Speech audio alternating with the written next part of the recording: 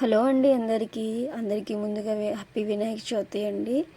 మా ఇంట్లో మేమైతే పూజ ఎలా చేసుకున్నాము అంటే మాకు పత్రికలన్నీ విలేజ్ కాబట్టి అన్నీ అవైలబుల్గా ఉంటాయి. నాకు డెకరేషన్ చేయడం బాగా నచ్చుతుంది. అంటే మరీ అన్నీ కొనేసేసి అలా అని కాదు, విలేజ్లో చాలా అవైలబుల్గా ఉంటాయి అన్నమాట. ఈవెన్ పొలంలో దొరికే అయినా సరే అవైలబుల్గా ఉంటాయి. ఫ్లవర్స్తో ఎక్కువ డెకరేట్ చేయడం నచ్చుతుంది. అందులో వినాయకుడికి ఉండ్రాళ్ళు అంటే చాలా ఇష్టం కదా, అవైతే ప్రిపేర్ చేసాము. ఇంకా పెద్ద లడ్డు కూడా చేసామన్నమాట. పానకం, వడపప్పు, ఇంకా మేమైతే దాన్ని పాయసం అంటాం. రైస్ ఇంకా పాలు బెల్లంతో చేస్తాము. ఈ ప్రసాదాలు అయితే ప్రతి ఫెస్టివల్కి దేవుడికి ప్రసాదంగా ఇవే ఉంటాయి. ఇంకా ఫ్రూట్స్ అంటారా కామన్గా పెడతాము.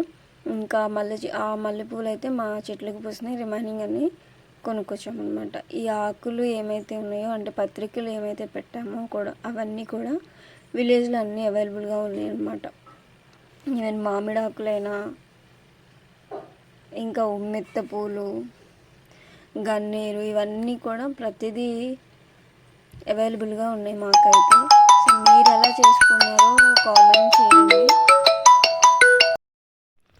సో ఇక్కడైతే మేము ఇక్కడ సాంబ్రాణి వేయడానికి కూడా విలేజ్లో అయితే కట్టెల నుప్పులు ఉంటాయి కదా, అవన్నీ ధూపంలాగా వేసేసి చేస్తున్నాము.